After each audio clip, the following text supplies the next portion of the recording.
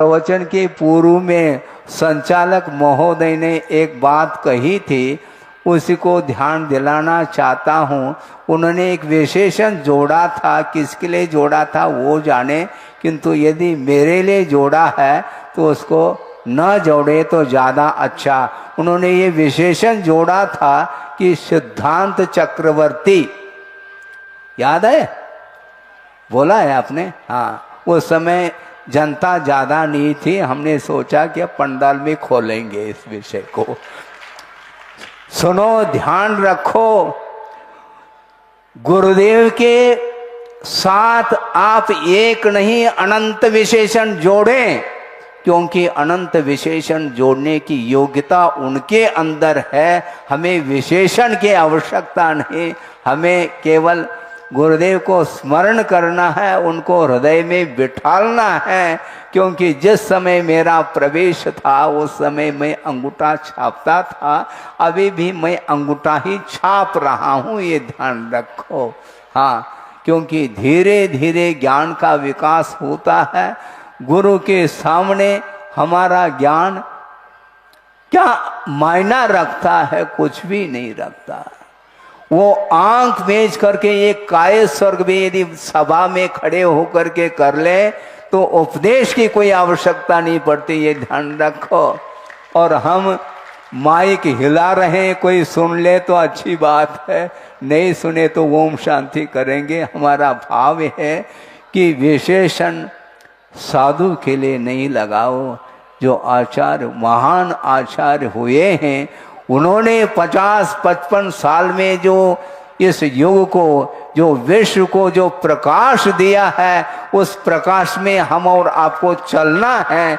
मुझे प्रकाश देना नहीं, क्योंकि सारा का सारा अंधकार उनके प्रवचनों के माध्यम से, उनके आशीर्वाद, उनकी चर्या के माध्यम से सारा का सारा विश्व प्रकाशित हुआ है।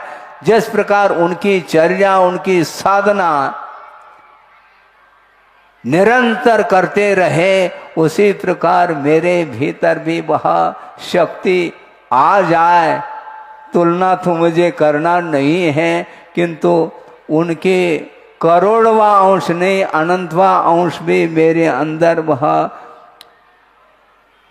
रत्नत्रय को पालन करने की शक्ति प्राप्त हो जाए थोड़े बहुत। क्योंकि रज तो रज हुआ करता है और रज दिखाई नहीं देता, परमाणु भी रज की भांति हुआ करती है।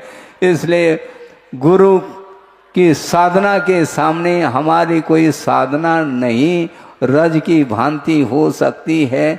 इसलिए भूल करके भी अपने लिए कोई विशेषणों का प्रयोग ना करें, क्योंकि विशेषणों से प्रभावित होकर के गाड़ी रिवर्स हो सकती है। ध्यान रखिए, बहुत रिस्क है, क्योंकि अहंकार कभी भी जागृत हो सकता है।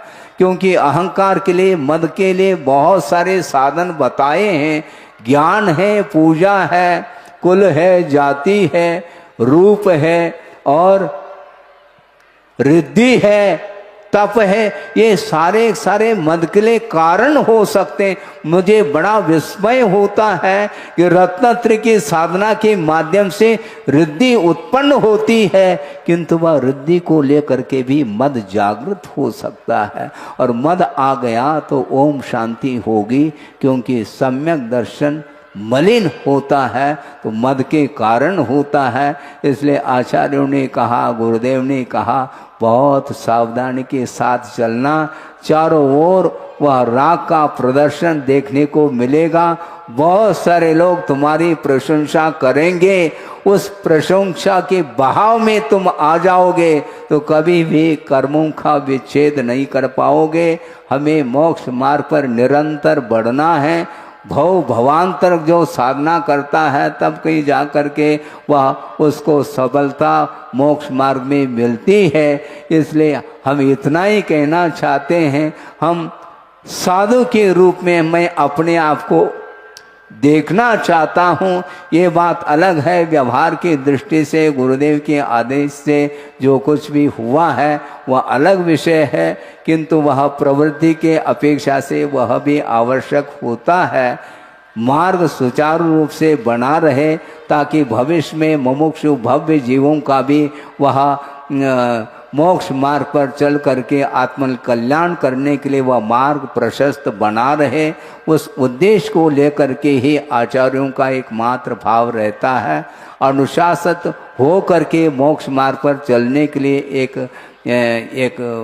एक प्रकार से ये व्यवहारिक ये पथ मानना चाहिए, किंतु वस्तुतः प्रत्येक व्यक्ति को साधु पद के साथ ही निर्वाण की उपलब्धि उनको होती है।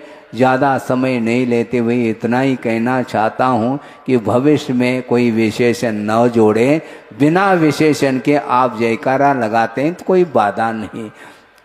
इतना ही कह करके इस विषय को मैं पूर्ण करता हूँ। अहिंसा परमो धर्म की जय।